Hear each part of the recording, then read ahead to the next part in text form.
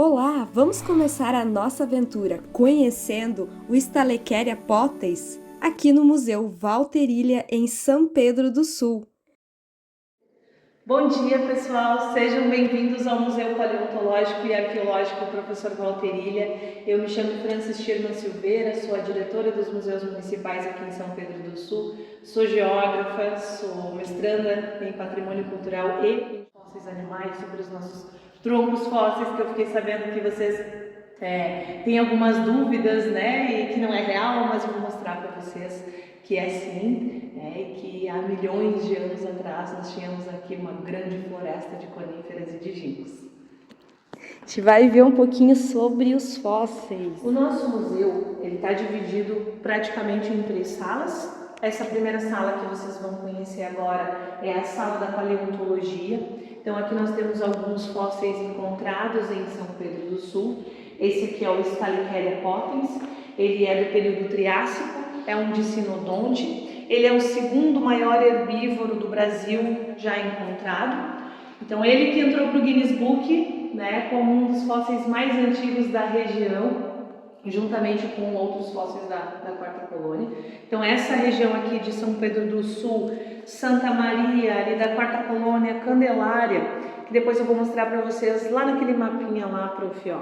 Não por acaso, né, os nossos troncos fósseis e os nossos fósseis animais são encontrados nessa área aqui em verde, né, que é o que a gente chama de depressão central ou bacia sedimentar do Paraná, né? Então aqui nós temos todo o solo sedimentar. Então aqui nessa direção é onde nós encontramos os nossos fósseis animais e os troncos fósseis. Por que no solo sedimentar, né? Ele precisa, para fossilizar, no caso dos animais, né, ou para passar pelo processo de permineralização, no caso dos troncos fósseis, ele precisa estar soterrado em solo sedimentar. Tá? Então é basicamente esses minerais que compõem esse solo que vão fazer toda essa mágica acontecer, né, de preservar esse animal, de preservar, de transformar essa árvore em pedra. Tá? Então aqui nós temos ali o Stalecheria potens, depois nós temos o Prestosuchus chimiquensis. Esses animais estão hoje, os originais deles estão na Alemanha. Eles foram levados para lá em 1930, tá? Entre o verão de 1928 e 1929, nós tivemos alguns alemães aqui em expedição, o seu Rudolf Stahler e o seu Friedrich von Huene, e eles acabaram encontrando esse material. Foi cerca de 80 toneladas de fósseis, né, incrustados em rochas para a Alemanha. Tá? Então, o Prestosuchus aqui, uma atenção para chamar para vocês, que ele é um arcossauro, né? Então esses fósseis que nós temos aqui em São Pedro, eles não são dinossauros, eles são mais antigos ainda que os dinossauros. Os arcossauros é que vão dar origem aos dinossauros lá na frente. Então a gente brinca dizendo que ele é o bisavô do Tiranossauro Rex. Esse é um carnívoro, né? O Stalecheria é um herbívoro. Depois nós temos aqui um rincossauro. Esse aqui foi encontrado no Iamandá 1, que ele é o Iamandá, aqui em São Pedro a gente tem o Iamandá 1 e o 2, né? O 2 fica próximo à faixa e o 1 dentro da cidade. Esse aqui é um holótipo, tá? Ele é um verdadeiro. Então aqui nós temos o crânio dele, aqui nós temos algumas costelas, algumas vértebras, né? Então o rincossauro, ele viveu também no período Triássico, há milhões de anos atrás. Esses animais chegavam a aproximadamente 250 quilos. E esse então é o ancestral, né, da linha dos crocodilos e das aves. Aqui ao lado nós temos o Aetossauro barbacnoides. O Aetossauro, esse foi um fóssil que nós repatriamos. Ele ficou por 30 anos na Argentina, nós trouxemos de volta agora esse ano. Ele é uma espécie de um lagartão, né? Ele tinha uma carapaça tanto nas costas quanto no peito, também do período Triássico. Esse aqui é um holótipo, ó. Pode ver as costelas, né? Aqui os ossinhos das mãos, as falanges. Depois aqui nós temos os dicinodontes, muito comum aqui na região, Dinodontosauros. Tá? Esse aqui nós temos uma réplica, os originais, né? Aqui uma vértebra da coluna, né? Então, um dos anéis da coluna ali do Dicynodontosauro. E esses são os nossos fósseis do período Triássico. Depois nós temos aqui uma réplica do Staurikosaurus pricey, que esse aqui foi encontrado ali em Santa Maria, na localidade de Sanga Grande. Esse já é um dinossauro, tá? Ele é do Triássico Superior, já ali 233 milhões de anos. E também, esse aqui, para a galera conseguir entender, a gente diz que quem já assistiu Jurassic Park já viu a Blue, né? Sabe o que a gente está falando? É uma espécie de um Velociraptor. Depois nós temos aqui uma maquete do aquífero Guarani. Então nós estamos, né, sobre o aquífero. Aqui atrás a gente tem a estação do CPRM de monitoramento do aquífero Guarani, que é o maior reservatório de água potável do planeta. E, inclusive Santa Catarina também, né? Não onde vocês estão, eu acho. Depois esses fósseis aqui. Esse aqui é uma réplica que o seu Valterilha ganhou quando ele foi participar de um simpósio lá na Paraíba. Ele recebeu da Sociedade Brasileira de Paleontologia. Essa daqui é uma pegada do Vale dos Dinossauros. Esse aqui já é período Cretáceo, tá? Então a gente está aqui, ó, na tabela do tempo geológico, né? Então o que nós temos aqui na nossa exposição? A gente tem alguma coisa de Permiano, que são os mais antigos. O foco nosso aqui da região é período Triássico. Do Jurássico nós não temos nada encontrado até então. E aí Cretáceo, nós temos Cretáceo e depois, bem recente, aqui 12 mil anos, Pleistoceno, né, com a megafauna pleistocênica que foi encontrada aqui no Xiniquá também. Então esses aqui são ictiólitos, esses são da Chapada do Araripe. Tá? Qual é o grande ponto em comum entre eles, né? Então nós temos fósseis mais recentes aqui, 145 milhões de anos, lá 230 milhões de anos. O que eles têm em comum? O solo sedimentar, né? A característica dele é diferente, pode ver que aqui ele é mais arenoso, aqui nós temos um solo mais argiloso, mas ambos são sedimentar, que é o que você precisa, é o ambiente que você precisa para que esse material fossilize, que esse material se preserve e não se perca, né? Então aqui tem uma relação dos nossos fósseis que estão na Alemanha, então foram levados para lá na década de 30. Ah, mas por que levaram esses fósseis para a Alemanha, né? Aqui no município a gente tem muito esse sentimento de os alemães roubaram os nossos fósseis. Eu gosto muito de contextualizar, tá? Não digo que não tenha sido errado, mas o seguinte, vamos imaginar que em 1928 aqui era um lugar ermo, né? Não era como hoje. Hoje a gente olha assim, às vezes as cidades elas se desenvolvem muito rápido. Então quando a gente olha em 1928 o que a gente tinha aqui, a gente não tinha universidade, né? Então querendo ou não, na Europa as universidades já estavam fazendo pesquisa, estavam anos-luz na nossa frente. Então esse material, quando o material é encontrado, ele precisa ir para um centro de pesquisa, ele precisa ser analisado, ele precisa ser preparado. Então, o que eles faziam? Eles levavam para os países deles. Se a gente for para a Universidade de Tübingen, na Alemanha, a gente vai ver lá no Departamento de Geologia, os nossos fósseis estão referenciados, que é daqui do Brasil, que é de São Pedro do Sul, que foi encontrado no Xiniquá. Então, ele está referenciado, eles nunca nos negaram isso, né? Mas a gente tem esse sentimento de querer trazer de volta, isso sim, né? Só que diferente agora, por exemplo, em 2024, quase 2025, tudo que é encontrado agora fica. Então a gente está fazendo esse trabalho de repatriar, então o etossauro já voltou para casa depois de 30 e tantos anos na Argentina, um material nosso que está na URGS já está retornando para casa também, inclusive um holótipo de prestosucos. Por quê? Porque agora a gente tem conversado também, né, de que esses patrimônios eles são encontrados, eles têm que ficar no seu local de origem, né? Então hoje nós estamos com um projeto também em andamento, né, da criação de um centro de pesquisa aqui em São Pedro do Sul, porque, né, nós temos um potencial gigantesco. Esses animais eles andavam, no caso do Stalecheria potens, eles andavam em manadas, né? Então o que acontece? A gente encontrou um só, agora há pouco tempo foi encontrado mais outro. Esse Stalecheria, pasmem, era um adolescente, ele nem era um adulto, ele já era gigantesco, né, enorme. Então a gente tem muito potencial ainda para encontrar e esse centro de pesquisa vai vir para nos ajudar. Por quê? Porque se nós fizermos uma escavação, encontrarem esse material e nós não temos o nosso centro de pesquisa, ele tem que ir para um centro de pesquisa, isso é lei, né? Então o nosso centro mais perto é o CAP, que são os meninos, você já deve ter ouvido falar do Centro de Apoio à Pesquisa Paleontologia e no Quarta Colônia. Os meninos são maravilhosos, a gente trabalha, né, em parceria, então ele não vem para dividir esse centro de pesquisa, ele não vai vir para dividir, ele vai vir para dar um apoio, dar um suporte, né, desses pesquisadores virem nos ajudar, virem para cá e a gente conseguir trabalhar, limpar esse material, estudar esse material todo aqui em São Pedro. Que ótimo! Que notícias ótimas! Não, nós estamos trabalhando bastante nos últimos tempos. Gente! E principalmente junto com as universidades, né? Então esse aqui, ele já é mais recente, é o Megatiridae, ele é da megafauna pleistocênica. O Cid, quem já assistiu a Era do Gelo conhece o Cid, né? A diferença é que o Cid, no filme da Era do Gelo, ele foi feito uma versão menorzinha, né? E diferente, essas preguiças gigantes, elas chegavam até 4,5 metros de altura. Então essa daqui são as duas vértebras da coluna, né? E essa daqui é uma unha, uma garra da preguiça gigante. Ah, aqui na região a gente encontra as tocas dela, né? Aqui em São Pedro a gente nunca encontrou nenhuma paleotoca, mas esse aqui foi encontrado na Sanga, acho que a gente chama da Sanga do Colorado.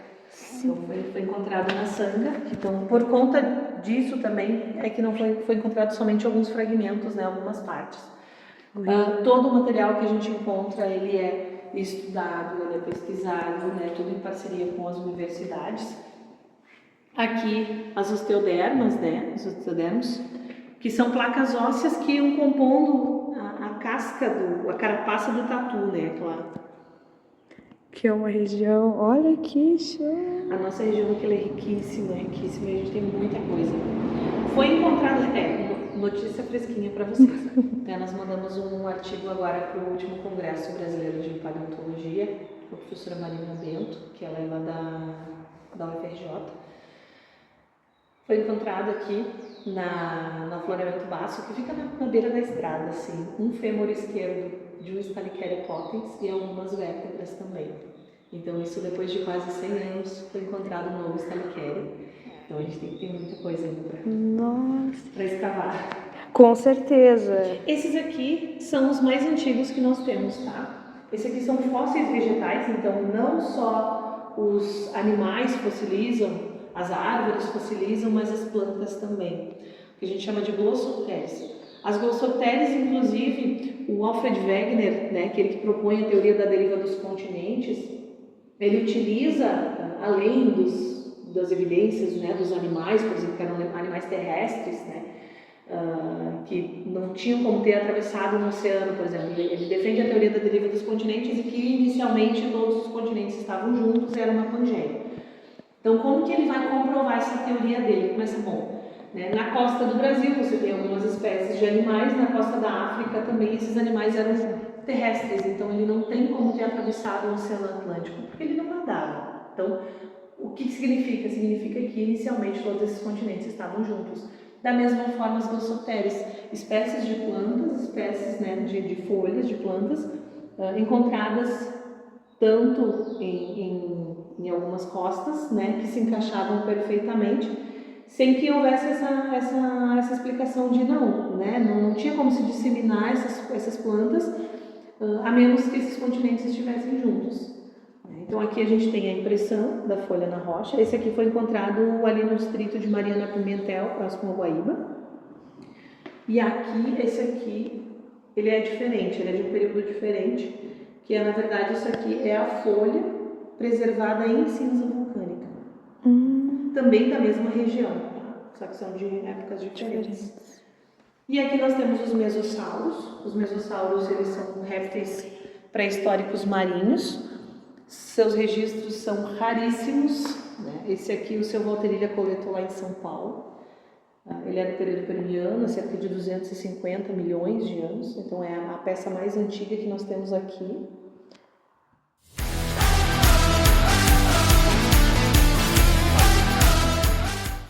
E aí a mesma coisa, ó, solo sedimentar, porém ele é característico de ambiente marinho, né? Como que a gente sabe disso? Pela deposição, a deposição em camadas, em lâminas. Legal isso, gente. Nossa. Depois nós temos a sala de paleobotânica. alguns troncos fósseis, né? Então essas lâminas aqui, essa carga aqui foi a carga apreendida, interceptada pela Polícia Federal. Esse aqui é uma... Vocês verem aqui, ó, que realmente é uma árvore. E a sensação realmente é de que ela é uma pedra, mas dá de ver todas as estruturas. Olha essa aqui, ó. Deixa eu mostrar aqui. Só que essa aqui, ó. Essa aqui é muito legal, eu adoro ela.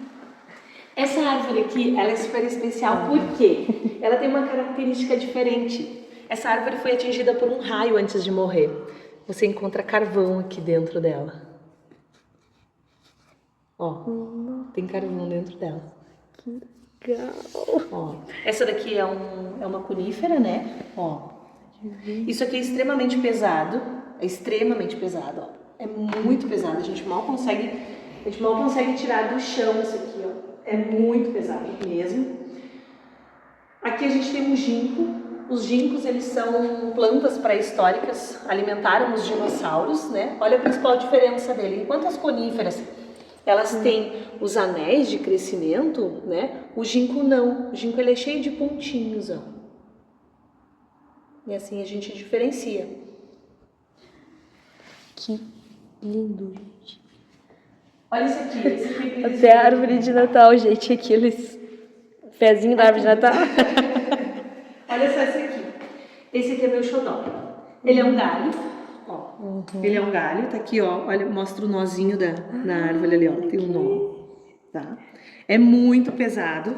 E olha só, dentro dela, ó. Dentro desse galho.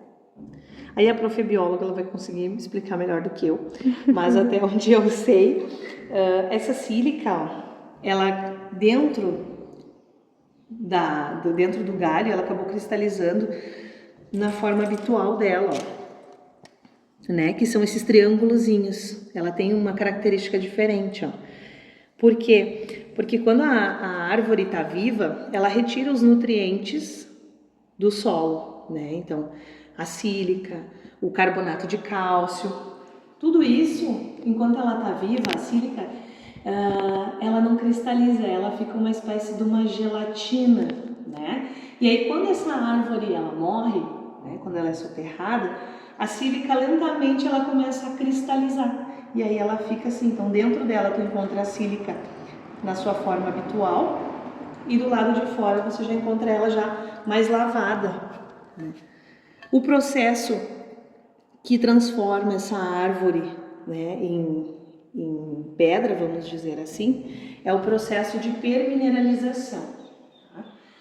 Apesar de serem fenômenos diferentes, mas tanto dos animais quanto dos vegetais, o que basicamente acontece é o quê? Os minerais que compõem esse solo, que já falei para vocês aqui, a sílica da nossa região ela é muito abundante, então a sílica, o carbonato de cálcio e outros minerais, o que eles fazem? Eles vão substituindo preenchendo esses espaços que ficam na madeira à medida que ela vai se decompondo, ele vai substituindo, vai transformando, ela vai substituindo pelos cristais, pelas rochas, e aí pelos minerais, e vai transformando essa árvore em pedra. Tá? Gente, dá de ver, ó. Eles fizeram os cortes, não era intuição estar no museu, né? Como falou, foi uma carga apreendida e ia ser utilizada para fazer, né, artesanato. Na década de 60 aqui, deixa eu mostrar a Walterilha para vocês. Esse aqui é o Walterilha, ele que é o fundador do museu e ele quem foi o grande responsável pela conscientização da população.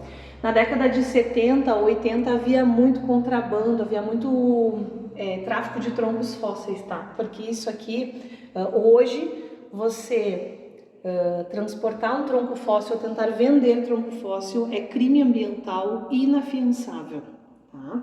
Então, durante muito tempo começou essa movimentação de caminhões aqui. Então, os caminhões eles paravam no restaurante que tinha ali perto da praça, carregados de troncos fósseis. Isso chamou a atenção do seu Walterilha, que era o dono da tipografia na época. E ele disse, peraí, mas o que está acontecendo aqui? Por que estão levando esses materiais? Então eles usavam esses troncos fósseis para fazer artesanato, para fazer tampo de mesa, para fazer cinzeiro, para fazer relógio. Inclusive tem um relógio feito com um tronco daqui da região no Museu do Vaticano.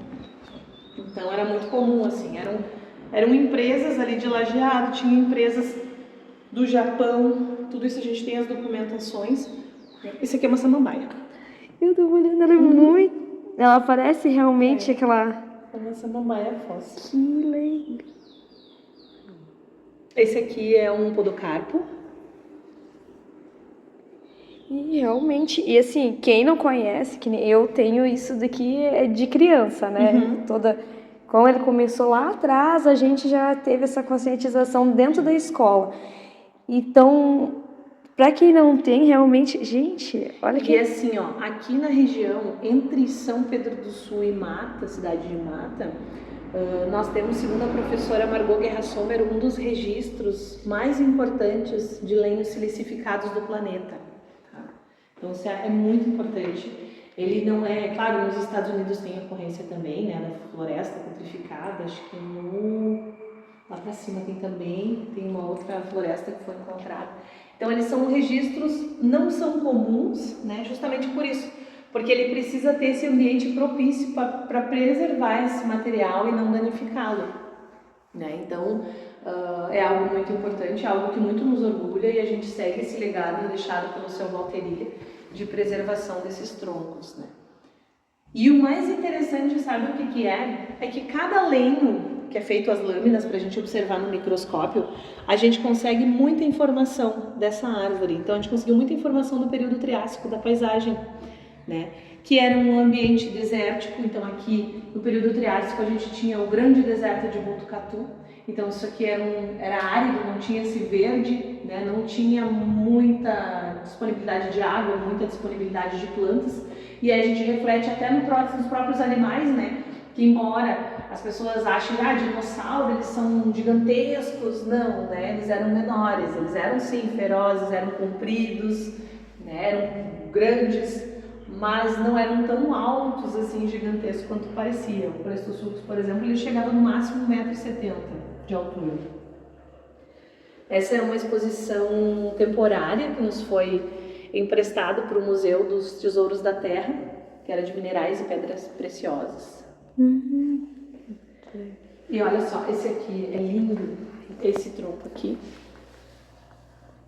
Depois, se a prof topar a gente parar, eu vou mostrar para vocês um afloramento, como que essas árvores elas estão no próprio local de origem, né, no próprio solo. E tem uma que tem o diâmetro absurdo, até que eu te falei que tá saindo, ele tem um diâmetro assim, ó. Ela É isso aqui, ó. Eu já fui lá e ela é ótima. Numa época, um pouco, 15 anos atrás. Não, esse a gente descobriu agora, ele tá tudo dentro do solo, só tá a parte de fora, assim, só vê o diâmetro. É isso aqui, prof. É isso aqui, então isso não aqui. é aquela que tinha perto das piscinas. Não. Tem ela, é ali na piscina, né? Mas ela tem, essa outra, ela tá toda dentro do solo, ela ainda não saiu pra fora, tá todo o tronco deitado. Vou mostrar aqui a casca, gente, dela, dá de ver o desenho. É muito legal. Realmente você vê que é uma árvore, só que ao mesmo tempo você olha e vê que é uma pedra. Então é muito legal. Aqui a gente tem um armário de rochas e de minerais, onde a gente faz algumas oficinas, a gente complementa, a gente trabalha muito em parceria com os professores, então a gente complementa o ensino de rochas e de minerais. E depois nós temos toda a parte da arqueologia ainda aqui, né? Que é além dos fósseis de animais, além dos troncos fósseis, a gente tem também a presença, né, dos jesuítas e dos indígenas guaranis aqui na nossa região. Então, São Pedro do Sul também fez parte da primeira fase das reduções, né? Atrás da Pedra Grande, a Pedra Grande é o maior painel com escrita rupestre do sul do Brasil, segundo o IFAM, ele tem algumas fotos dela, da Pedra Grande. Nas escavações, né, descobriu-se que a redução de São José do Itacoati, que é uma redução da primeira fase, estava situada atrás da Pedra Grande. Então foram escavados pelo menos 10 núcleos familiares, encontrado tesouras, objetos, essa Essa urna aqui, que ela é avermelhada, ela é característica típica da primeira fase das reduções. Essa aqui foi encontrada em resquício de fogueira, ainda não estava totalmente pronta. Tudo isso nas escavações da Pedra Grande, isso lá na década de 70. Alguns fragmentos da arte guarani, né? Da cerâmica guarani. Então tem corrugada, escovada com sabugo de milho, pintada com branco e linhas vermelhas. Foram datados na década de 70 pelo Instituto Smithsonian, nos Estados Unidos, povos de pelo menos 3.000 anos. Então a gente tem inclusive uma datação que data antes de Cristo e algumas depois de Cristo. Então essas aqui são dos povos de tradição umbu, essas pontas de flecha, que são os povos mais antigos que viveram na região. Depois aqui alguns materiais utilizados na lida, né, no plantio, algumas pontas de machadinha. Essa daqui é uma machadinha bem especial, porque não era muito comum você ter a machadinha inteira feita, ela é feita, né, com rocha. Então tem as ranhuras de uso dela. Esse aqui são objetos de adorno, né, para fazer colar. Aqui alguns artefatos líticos mais antigos, né, que é o que não é muito correto a gente usar, né, nesse contexto, mas aqui a gente tem objetos de pedra lascada, de pedra polida, né, então são dois períodos da história diferentes. Algumas molhadeiras.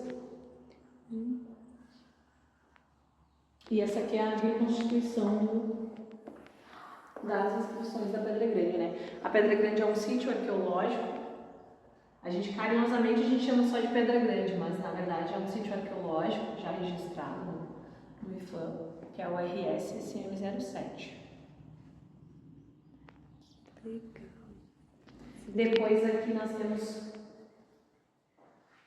essa estatueta. Essa daqui ela já é de uma outra fase, da segunda fase das missões, né? Foi encontrada aqui na localidade da Ermida, no Cerro da Ermida. Então ela é característica típica de arte sacra missioneira. São João Batista missioneiro, a equipe da PUC, do professor Edson Huntner, restauraram, descaracterizaram, né, e estudaram para descobrir quem era esse rapaz, né? Descobriram se tratar de São João Batista missioneiro, que é um santo com mais de 300 anos de devoção. Então ele foi esculpido por índios guaranis. E ele estava ali na Ermida, onde nós temos a capela datada de 1686. Que é um dos pontos mais altos aqui de São Paulo. É um dos atrativos turísticos aqui da região. É um lugar lindo de conexão com a natureza, fica próximo ao sítio paleobotânico da Ermida também. E tem a trilha até a grutinha, né, até o topo do cerro. E esse é um pouquinho do nosso acervo. Nós temos também algumas coisas na reserva técnica, acho que eu vou abrir e mostrar para vocês. Nessa urna aqui foi encontrado uma ossada guarani dentro dessa urna funerária. Essa ossada ela foi estudada, foi levado para o Mato Grosso do Sul, foi feito todo o LASCA, que é o Laboratório de Arqueologia de Sociedades Américas aqui da UFSM, o professor André, que é um parceiraço nosso, fez toda a limpeza dessas ossadas e toda a análise, né, movimentou toda uma equipe para descobrir mais informações. Então a gente descobriu que dentro da Cegaçaba tinham 2 crianças, uma entre 6 e 7 anos, no máximo 8, e outra entre 10 e 12 anos. Ambas morreram da mesma doença, né? Possivelmente por ter comido carne de vaca contaminada. E dentro de outras urnas haviam adultos também. Então, aqui a gente vai mostrar um pouquinho, gente, ó.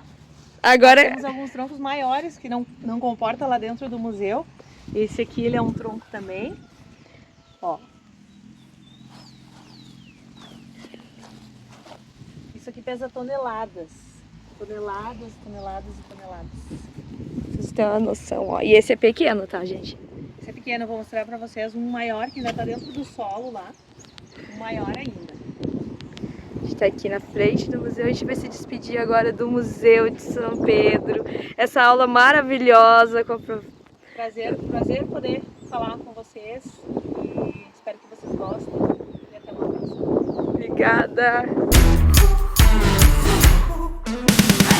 Esse é um exemplar de uma árvore petrificada, que a gente pode observar totalmente fora do solo.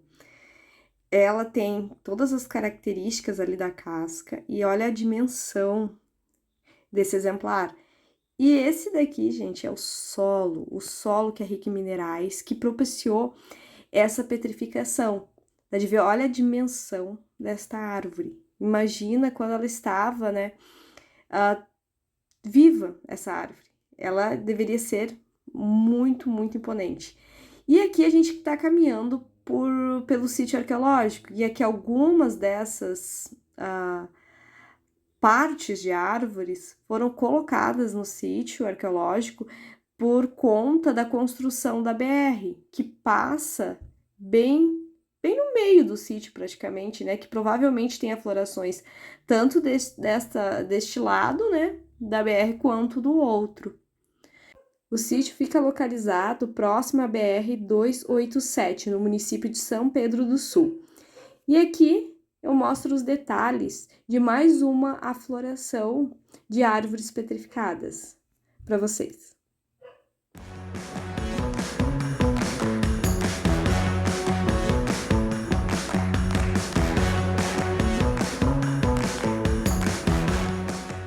E para finalizar o nosso vídeo, algumas fotos lá da Pedra Grande, que é um lugar maravilhoso para você fazer um piquenique e também conhecer um pouquinho da pré-história brasileira. Então, com carinho, um grande abraço da Prof. Denise. Tchau, tchau!